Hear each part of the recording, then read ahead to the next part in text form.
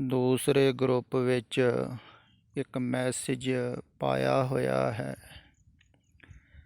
Start your day with sweet smile, have a beautiful ਡੇ।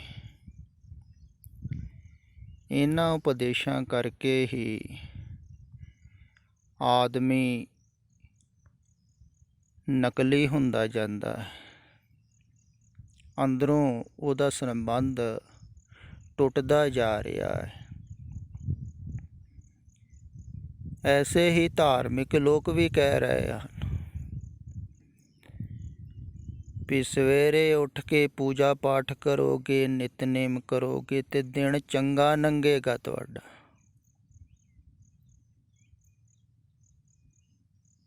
ਤੇ ਸੰਸਾਰੀ ਵਿਅਕਤੀ ਵੀ ਇਹੋ ਹੀ ਗੱਲਾਂ ਕਰਦਾ ਹੈ ਵੀ ਸਵੇਰੇ ਉੱਠ ਕੇ ਤੁਸੀਂ ਅਗਰ ਖੁਸ਼ ਹੋਵੋ, ਪਿਆਰੀ ਜੀ ਸਮੈਲ ਦਿਓ, ਹੁਣ ਅੰਦਰੋਂ ਸਮੈਲ ਆ ਰਹੀ ਹੋਵੇ, ਸਮਾਈਲ, ਤੇ ਤਾਂ ਹੀ ਦੇਊਗਾ ਅਗਲਾ। ਜੇ ਅੰਦਰੋਂ ਕੋਈ ਹਾਸਾ ਨਹੀਂ, ਕੋਈ ਖੁਸ਼ੀ ਨਹੀਂ, ਤੁਹਾਨੂੰ ਕਹੋਗੇ ਤੁਸੀਂ ਵੀ ਤੈਨੂੰ ਸਵੇਰੇ ਸਵੇਰੇ ਉੱਠ ਕੇ ਖੁਸ਼ ਹੋਣਾ ਚਾਹੀਦਾ ਹੈ, ਤਾਂ ਉਹ ਨਕਲੀ ਖੁਸ਼ੀ ਜ਼ਾਹਿਰ ਕਰੇਗਾ। ਇਹੋ ਹੀ ਤਾਂ ਸਿਖਾ ਰਹੇ ਹਨ ਲੋਕ। ਆਪਣੇ ਬੱਚਿਆਂ ਨੂੰ ਵੀ ਇੱਦਾਂ ਤੁਸੀਂ ਸਿਖਾਉਂਦੇ ਹੋ। ਰਿਸ਼ਤੇਦਾਰ ਆਵੇ ਤਾਂ ਖੁਸ਼ ਹੋ ਕੇ ਮਿਲੋ, ਰਿਸ਼ਤੇਦਾਰ ਦੇ ਪੈਰੀਂ ਹੱਥ ਲਾਓ।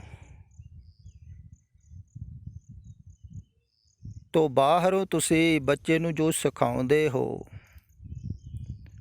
ਤੇ ਬੱਚਾ ਬਾਹਰੋਂ ਸਿੱਖਦਾ ਰਹਿੰਦਾ ਹੈ। ਅੰਦਰ ਨਾਲੋਂ ਉਹਦਾ ਸੰਬੰਧ ਟੁੱਟ ਜਾਂਦਾ ਹੈ। ਖਿਆਲ ਵਿੱਚ ਰੱਖੋ। ਐਸਾ ਨਹੀਂ ਹੈ ਸਮਾਜ ਦੇ ਵਿੱਚ ਨਿਯਮ ਨਹੀਂ ਦੱਸਣੇ ਹਨ।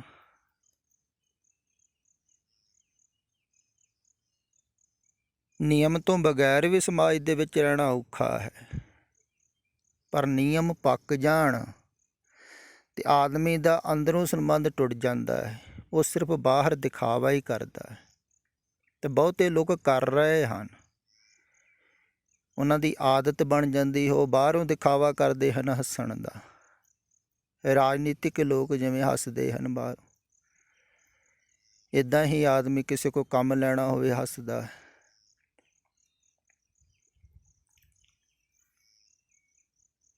ਤੇ ਬਾਹਰੋਂ ਨਕਲੀ ਹਾਸਾ, ਤੇ ਜ਼ਿੰਦਗੀ ਸਾਰੀ ਨਕਲੀ ਹੋ ਜਾਂਦੀ। ਫਿਰ ਆਦਮੀ ਭਾਵੇਂ ਅੰਦਰੋਂ ਦੁਖੀ ਵੀ ਹੋਵੇ, ਪਰੇਸ਼ਾਨ ਹੋਵੇ, ਕੋਈ ਰਿਸ਼ਤੇਦਾਰ ਆ ਗਿਆ, ਕੋਈ ਖਾਸ ਆ ਗਿਆ ਤੇ ਹੱਸਣਾ। ਬੱਚਿਆਂ ਨੂੰ ਵੀ ਕਿਹਾ ਜਾਂਦਾ ਤੁਸੀਂ ਵੀ ਹੱਸੋ, ਦਿਖਾਓ ਅਸੀਂ ਖੁਸ਼ ਹਾਂ। ਦਿਖਾਉਣਾ ਹੈ ਬਾਹਰ, ਖੁਸ਼ੀ ਨੂੰ ਦਿਖਾਉਣਾ ਹੈ ਬਾਹਰ। ਦੁੱਖ ਨੂੰ ਵੀ ਆਦਮੀ ਦਿਖਾਉਂਦਾ ਹੈ ਬਾਹਰ। ਕਈ ਵਾਰ ਨਾ ਰੋਣਾ ਆਉਂਦਾ ਹੋਵੇ ਤੇ ਮਾਹੌਲ ਰੋਣ ਵਾਲਾ ਹੋਵੇ ਤੇ ਉੱਥੇ ਰੋਂਦਾ ਵੀ ਹੈ, ਦਿਖਾਉਂਦਾ ਹੈ। ਇਸਤਰੀਆਂ ਤੇ ਬਹੁਤ ਨਾਟਕ ਕਰ ਲੈਂਦੀਆਂ ਰੋਣ ਦਾ, ਤੇ ਦੂਸਰੇ ਨੂੰ ਵੀ ਨਹੀਂ ਪਤਾ ਲੱਗਦਾ। ਤੇ ਜਿੰਨਾ ਬਾਹਰ ਦਿਖਾਵਾ ਹੁੰਦਾ ਹੈ, ਦਿਖਾਵਾ ਕਿਉਂ ਹੋ ਰਿਹਾ? ਸੰਸਾਰ ਨੂੰ ਖੁਸ਼ ਕਰਨ ਵਾਸਤੇ, ਸੰਸਾਰ ਵਾਸਤੇ ਦਿਖਾਵਾ। ਇਹ ਦਿਖਾਵਾ ਫਿਰ ਧਾਰਮਿਕ ਜਗਤ ਦੇ ਵਿੱਚ ਵੀ ਹੁੰਦਾ ਹੈ। ਫਿਰ ਇੱਕ ਗੱਲ ਹੋਰ ਵੀ ਖਿਆਲ ਵਿੱਚ ਰੱਖਣ ਯੋਗ ਹੈ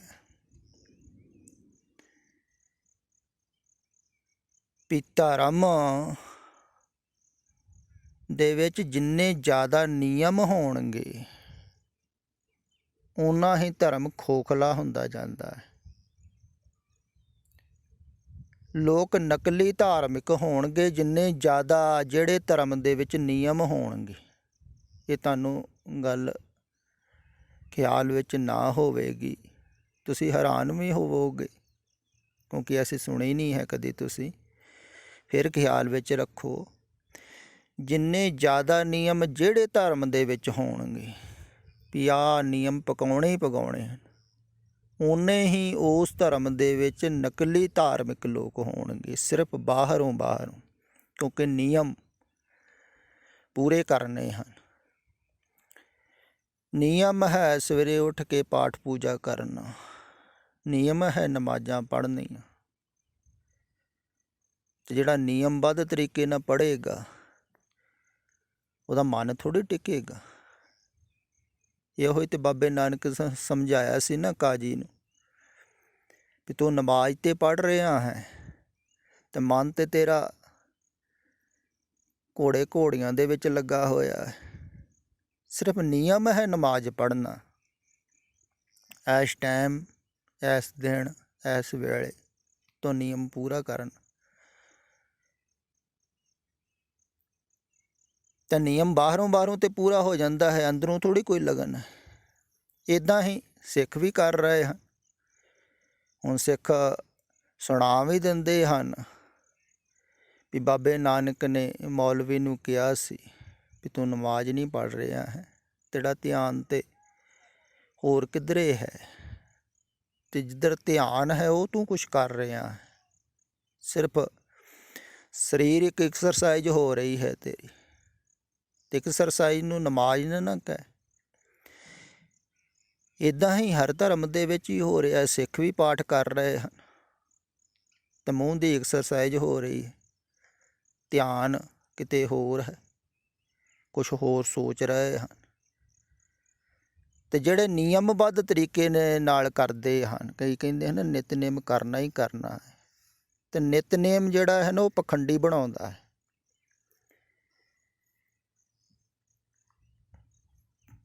ਕਿਉਂਕਿ ਉਹਦੇ ਵਿੱਚ ਧਿਆਨ ਨਹੀਂ ਹੁੰਦਾ। ਜਿਹੜਾ ਕੰਮ ਕਰਨਾ ਹੀ ਕਰਨਾ ਹੈ ਤਾਂ ਉਹ ਉੱਪਰੋਂ ਬੰਦਾ ਕਰ ਲੈਂਦਾ ਹੈ, ਅੰਦਰੋਂ ਨਹੀਂ ਹੈ ਨਾ। ਅਤੇ ਜਦੋਂ ਗੁਰੂ ਸਰੀਰ ਕਰਕੇ ਸਥਾਨ ਖਿਆਲ ਵਿੱਚ ਰੱਖੋ, ਫਿਰ ਉਦੋਂ ਉਹਨਾਂ ਨੇ ਕੋਈ ਵੀ ਨਿਯਮ ਨਹੀਂ ਦਿੱਤਾ ਹੋਵੇਗਾ।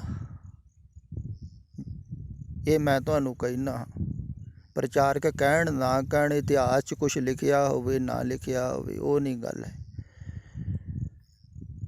ਕਿਉਂਕਿ ਮੈਂ ਜਾਣਦਾ ਹਾਂ, ਜਦੋਂ ਕੋਈ ਜਾਗਰਤ ਪੁਰਸ਼ ਹੁੰਦਾ ਹੈ ਨਾ, ਉਹਦੇ ਕੋਲ ਜਿਹੜੇ ਰਹਿੰਦੇ ਹਨ ਉਹਨਾਂ ਨੂੰ ਉਹ ਨਿਯਮ ਨਹੀਂ ਦਿੰਦਾ ਹੈ, ਕਿਉਂਕਿ ਨਿਯਮ ਸਵਾਉਂਦੇ ਹਨ। ਨਿਯਮ ਦੇ ਵਿੱਚ ਆਦਮੀ ਜਾਗਦਾ ਨਹੀਂ ਹੈ।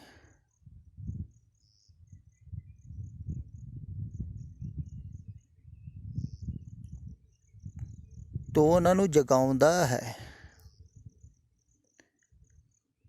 ਉਹ ਕਹਿੰਦਾ ਹੈ ਵੀ ਅਗਰ ਤੁਹਾਨੂੰ ਪ੍ਰੇਮ ਹੈ ਨਾ, ਅਤੇ ਪ੍ਰੇਮ ਦੁਆਰਾ ਤੁਸੀਂ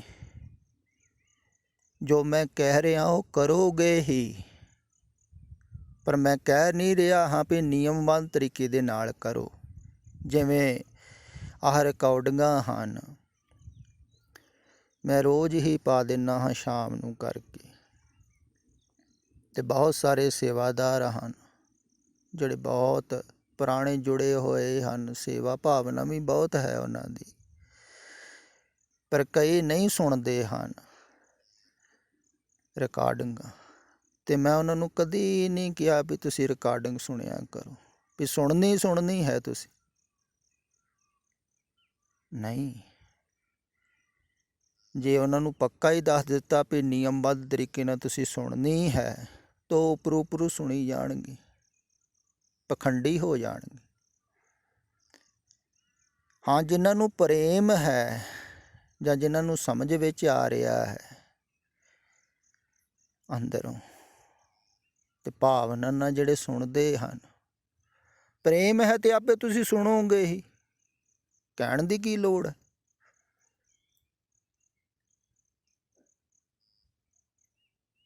ਜਿਨ੍ਹਾਂ ਨੂੰ ਸਮਝ ਵਿੱਚ ਆ ਰਿਹਾ ਹੈ ਜਾਂ ਅੰਦਰ ਧਿਆਨ ਲੱਗ ਰਿਹਾ ਹੈ ਸੁਣ ਕੇ, ਉਹ ਤੇ ਉਡੀਕਦੇ ਰਹਿੰਦੇ ਹਨ ਵੀ ਕਿਹੜੇ ਵੇਲੇ ਰਿਕਾਰਡਿੰਗ ਆਵੇ ਤੇ ਸੁਣੀ। ਤੇ ਜਿਹੜਾ ਅੰਦਰ ਭਾਵਨਾ ਨਾਲ ਸੁਣੇਗਾ, ਪ੍ਰੇਮ ਨਾਲ ਸੁਣੇਗਾ, ਉਹੋ ਹੀ ਸੁਣੇਗਾ ਨਾ। ਤੇ ਜ਼ਬਰਦਸਤੀ ਕਿਸੇ ਨੂੰ ਸੁਣਾਓ ਵੀ ਤੈਨੂੰ ਸੁਣਨੀ, ਉਹ ਬਾਹਰੋਂ ਸੁਣੇਗਾ। ਇੱਦਾਂ ਹੀ ਲੋਕ ਪਾਠ ਵੀ ਬਾਹਰੋਂ ਕਰਦੇ ਹਨ। ਤੇ ਧਾਰਮਿਕ ਨਿਯਮ ਵੀ ਜਿਹੜੇ ਹਨ ਨਾ ਦੱਸੇ ਜਾਂਦੇ ਹਨ ਵੀ ਇਹ ਤੁਸੀਂ ਪਗਾਉਣੇ ਹੀ ਪਗਾਉਣੇ ਹਨ। ਤੋ ਆਦਮੀ ਫਿਰ ਬਾਹਰੋਂ ਪਗਾਉਂਦਾ ਹੈ। ਨਿਯਮ ਆਦਮੀ ਨੂੰ ਅੰਦਰੋਂ ਤੋੜਦੇ ਹਨ। ਅੰਦਰ ਕੁਛ ਹੋਰ ਹੁੰਦਾ ਹੈ ਆਦਮੀ, ਬਾਹਰ ਕੁਛ ਹੋਰ ਦਿਖਾਉਂਦਾ ਹੈ। ਟੁਕੜੇ ਹੋ ਜਾਂਦਾ ਹੈ। ਇਹੋ ਹੀ ਰੋਜ਼ ਗੱਲ ਹੋ ਰਹੀ ਹੈ, ਤੁਹਾਨੂੰ ਗੱਲ ਸਮਝ ਵਿੱਚ ਨਹੀਂ ਆਉਂਦੀ। ਇਹੋ ਹੀ ਕੀਤੀ ਜਾ ਰਹੀ ਹੈ ਵੀ ਅੰਦਰੋਂ ਬਾਹਰੋਂ ਇੱਕ ਹੋਣਾ ਹੈ। ਤੇ ਇੱਕ ਦਰਅਸਲ ਅੰਦਰੋਂ ਬਾਹਰੋਂ ਉਹੋ ਹੀ ਹੋਵੇਗਾ ਜਿਹੜਾ ਸਮਾਜ ਦੀ ਫਿਕਰ ਛੱਡ ਦੇਵੇਗਾ ਵੀ ਸਮਾਜ ਕੀ ਕਹਿੰਦਾ ਹੈ। ਤੇ ਜਿਨ੍ਹਾਂ ਨੇ ਫਿਕਰ ਛੱਡ ਦਿੱਤੀ ਸੀ ਨਾ, ਉਹਨਾਂ ਨੂੰ ਕੋਈ ਕਹੇ ਭੂਤ ਨਾ, ਕੋ ਕਹੇ ਬੇਤਾਲਾ, ਕੋਈ ਕਹੇ ਆਦਮੀ ਨਾਨਕ ਵਿਚਾਰਾ। ਕਹਿੰਦੇ ਜੋ ਮਰਜ਼ੀ ਕਹੀ ਜਾ। ਭਇਆ ਦੀਵਾਨਾ ਸ਼ਾਹ ਕਾ ਨਾਨਕ ਬੌਰਾਨਾ। ਅਸੀਂ ਬੌਰਾਨੇ ਹੀ ਠੀਕ। ਤੁਸੀਂ ਜੋ ਕਹਿਣਾ ਕਰੋ। ਉਹ ਚਿੰਤਾ ਛੱਡ ਦਿੰਦੇ ਆ ਬਾਹਰ ਦੀ, ਸੰਸਾਰ ਦੀ। ਤੇ ਜਿਹੜਾ ਸੰਸਾਰ ਦੀ ਚਿੰਤਾ ਛੱਡ ਦਿੰਦਾ, ਸੰਸਾਰ ਕੀ ਕਹੂਗਾ, ਲੋਕ ਕੀ ਕਹਿਣਗੇ, ਉਹ ਹੀ ਬਾਹਰ ਤੋਂ ਮੁਕਤ ਹੋ ਜਾਂਦਾ ਹੈ ਤੇ ਅੰਦਰ ਸਹਿਜ ਜੀਣ ਲੱਗ ਜਾਂਦਾ ਹੈ। ਅੰਦਰੋਂ ਬਾਹਰੋਂ ਇੱਕ ਹੋ ਜਾਂਦਾ ਹੈ। ਉਹ ਹੀ ਵਾਸਤਵਿਕ ਦੇ ਵਿੱਚ ਅੰਦਰੋਂ ਜੁੜਦਾ ਹੈ। ਫਿਰ ਖਿਆਲ ਵਿੱਚ ਰੱਖੋ, ਇਹ ਛੋਟੀਆਂ ਗੱਲਾਂ ਹੀ ਹਨ ਭਾਵੇਂ ਜੋ ਤੁਸੀਂ ਰੋਜ਼ਮਰਾ ਦੇ ਜੀਵਨ ਵਿੱਚ ਕਰ ਰਹੇ ਹੋ ਨਾ, ਅਗਰ ਇਹਨਾਂ 'ਚ ਹੀ ਸੁਧਾਰ ਲੈ ਆਓ। ਤੁਸੀਂ ਖਿਆਲ ਰੱਖੋ ਵੀ ਬਾਹਰੋਂ ਅਸੀਂ ਨਾਟਕ ਨਹੀਂ ਕਰਨਾ ਹੈ। ਅਸੀਂ ਸੱਚਾਈ ਦੇ ਨਾਲ ਜੀਵਨ ਜੀਣਾ ਹੈ। ਤੁਸੀਂ ਸੱਚਾਈ ਦੇ ਨਾਲ ਜੀਵਨ ਜੀਣਾ ਸ਼ੁਰੂ ਕਰ ਦੇਵੋਗੇ ਨਾ, ਤੁਸੀਂ ਸੱਚ ਦੇ ਨਾਲ ਜੁੜ ਜਾਓਗੇ। ਇਹ ਗੱਲ ਅਗਰ ਖਿਆਲ ਵਿੱਚ ਰੱਖ ਲਓ ਤੁਸੀਂ, ਤਾਂ ਇਹ ਮੰਤਰ, ਇਹ ਉਪਦੇਸ਼ ਵੀ ਤੁਸੀਂ ਆਪਣਾ ਜੀਵਨ ਸੱਚਾਈ ਦੇ ਨਾਲ ਜੀਣਾ ਸ਼ੁਰੂ ਕਰ ਦੇਵੋ। ਇਹਦੇ ਵਿੱਚ ਪ੍ਰੋਬਲਮਾਂ, ਸਮੱਸਿਆਵਾਂ ਆਉਣਗੀਆਂ, ਕਿਉਂਕਿ ਸਮਾਜ ਤੁਹਾਨੂੰ ਸੱਚਾਈ ਦੇ ਨਾਲ ਜੀਣ ਨਹੀਂ ਦਿੰਦਾ ਹੈ। ਤੁਸੀਂ ਇਉਂ ਖਿਆਲ ਕਰੋ, ਅਗਰ ਤੁਸੀਂ ਬੈਠੇ ਹੱਸਣ ਲੱਗ ਜਾਓ ਅਕਾਰਣੀ, ਤੇ ਤੁਹਾਡੇ ਘਰ ਦੇ ਮੈਂਬਰ ਹੀ ਪੁੱਛਣਗੇ ਕੀ ਹੋ ਗਿਆ, ਕੀ ਗੱਲ, ਦਿਮਾਗ 'ਚ ਕੁਝ ਫਰਕ ਤਾਂ ਨਹੀਂ ਪੈ ਗਿਆ। ਵੀ ਜੇ ਅੰਦਰ ਉਹ ਹਾਸਾ ਆ ਰਿਹਾ ਹੈ ਬੰਦੇ ਨੂੰ, ਉਹਨੂੰ ਹੱਸਣ ਦਿਓ।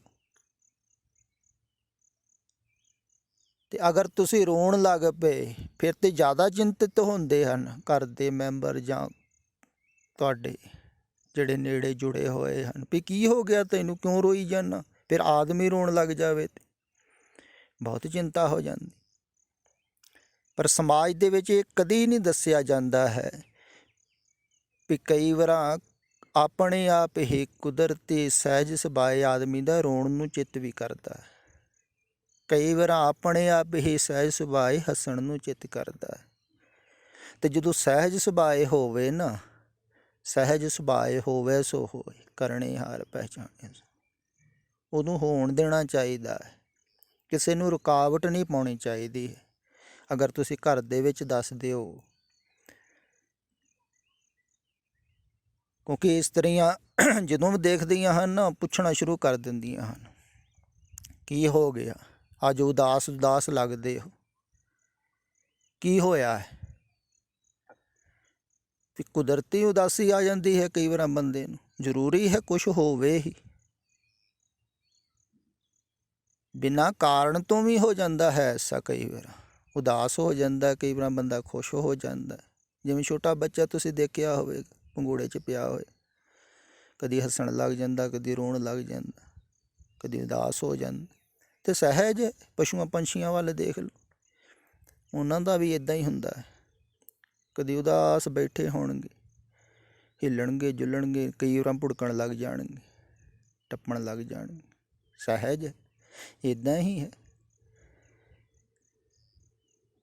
ਅਤੇ ਤੁਸੀਂ ਅਗਰ ਸਹਿਜ ਹੋਣਾ ਸ਼ੁਰੂ ਹੋ ਜਾਓ ਅਤੇ ਘਰ ਦੇ ਮੈਂਬਰ, ਪਰਿਵਾਰ ਦੇ ਮੈਂਬਰ, ਤੁਹਾਡੇ ਜਿੰਨੇ ਵੀ ਯਾਰ ਦੋਸਤ ਹਨ, ਉਹਨਾਂ ਨੂੰ ਵੀ ਕਹਿ ਦਿਓ ਮੇਰਾ ਸੁਭਾਅ ਐਸਾ ਐਸਾ ਹੈ, ਮੈਨੂੰ ਕਈ ਵਾਰ ਰੋਣਾ ਆਉਂਦਾ, ਕਈ ਵਾਰ ਹੱਸਣਾ ਆਉਂਦਾ। ਉਹ ਐਸਾ ਹੁੰਦਾ ਹੈ, ਕੋਈ ਨਾ ਰੁਕਾਵਟ ਪਾਵੇ ਅਤੇ ਤੁਸੀਂ ਸਹਿਜ ਹੋਣਾ ਸ਼ੁਰੂ ਹੋ ਜਾਓਗੇ। ਅਤੇ ਕਹਿ ਕੇ ਨਹੀਂ ਹੱਸਣਾ ਹੈ, ਜਾਂ ਬਾਹਰੋਂ ਕੋਈ ਕਾਰਨ ਖੋਜ ਕੇ ਤੁਸੀਂ ਹੱਸਦੇ ਹੋ, ਕੋਈ ਡਰਾਮਾ ਦੇਖ ਕੇ, ਨਾਟਕ ਦੇਖ ਕੇ, ਕਾਮੇਡੀ ਦੇਖ ਕੇ, ਉਹ ਵਾਸਤਵਿਕ ਹੱਸਣਾ ਨਹੀਂ ਹੈ। ਵਾਸਤਵਿਕ ਆਪਣੇ ਆਪ ਹੀ ਆਉਂਦਾ ਹੈ। ਚਲੋ ਫਿਰ ਵੀ ਸਹਾਰਾ ਲੈ ਲਿਆ ਥੋੜ੍ਹਾ ਬਹੁਤ, ਅਤੇ ਕੋਈ ਗੱਲ ਨਹੀਂ ਹੈ। ਪਰ ਵਾਸਤਵਿਕ ਜਿਹੜਾ ਆਉਂਦਾ ਹੈ ਨਾ ਕਈ ਵਾਰ ਅਕਾਰਨ, ਉਹ ਬੜਾ ਨੈਚੁਰਲ ਹੁੰਦਾ ਹੈ। ਫਿਰ ਰੋਣਾ ਆ ਜਾਵੇ ਤਾਂ ਉਹ ਵੀ ਬਹੁਤ ਵਧੀਆ ਹੈ, ਉਹ ਮਾੜਾ ਨਹੀਂ ਹੈ। ਜਿਵੇਂ ਹੱਸਣਾ ਮਾੜਾ ਨਹੀਂ ਹੈ। ਤੁਸੀਂ ਕਿਹਾ ਸਮਾਈਲ ਸਵੇਰੇ ਸਵੇਰ ਕਰੋ, ਅਗਰ ਸਵੇਰੇ ਸਵੇਰੇ ਰੋਣਾ ਆ ਜਾਵੇ ਤਾਂ ਮੈਂ ਕਹਿੰਦਾ ਹੋ ਵੀ ਰੋ ਰੱਜ ਕੇ, ਬੜੇ ਫਰੈਸ਼ ਹੋ ਜਾਓਗੇ ਤੁਸੀਂ, ਸਾਫ਼ ਹੋ ਜਾਓਗੇ। ਕਈਆਂ ਨੂੰ ਧਿਆਨ ਕਰਦਿਆਂ ਕਰਦਿਆਂ ਰੋਣਾ ਆ ਜਾਂਦਾ ਹੈ, ਜਾਂ ਉਪਦੇਸ਼ ਪੜ੍ਹਦੇ ਹਾਂ, ਸੁਣਦੇ ਹਾਂ, ਕਈ ਰੋਣ ਲੱਗ ਜਾਂਦੇ। ਅਤੇ ਸਹਿਜ ਰੋਵੋ, ਮਾੜਾ ਕੀ, ਅੱਖਾਂ ਸਾਫ਼ ਹੋ ਜਾਂਦੀਆਂ, ਅੰਦਰੋਂ ਸਫਾਈ ਹੁੰਦੀ, ਮਨ ਨਿਰਮਲ ਹੁੰਦਾ, ਕੋਮਲ ਹੁੰਦਾ। ਇਹ ਸੁਭਾਵਿਕ ਪ੍ਰਕਿਰਿਆਵਾਂ ਹਨ ਅਤੇ ਇਹਨਾਂ ਨੂੰ ਰੋਕਣਾ ਨਹੀਂ ਹੈ। ਅਤੇ ਜਿਹੜਾ ਰੋਕਦਾ ਨਹੀਂ ਹੈ, ਸਹਿਜ ਜੀਵਨ ਜੀਂਦਾ ਹੈ ਨਾ, ਉਹਦੇ ਹੀ ਅੰਦਰ ਫੁੱਲ ਖਿੜਦੇ ਹਨ। ਅੰਦਰੋਂ ਬਾਹਰੋਂ ਇੱਕ ਹੋਣਾ ਹੈ ਅਤੇ ਸਹਿਜ ਜੀਣਾ ਹੈ। ਨਿਯਮ ਨਹੀਂ ਹਨ, ਪ੍ਰੇਮ ਹੈ।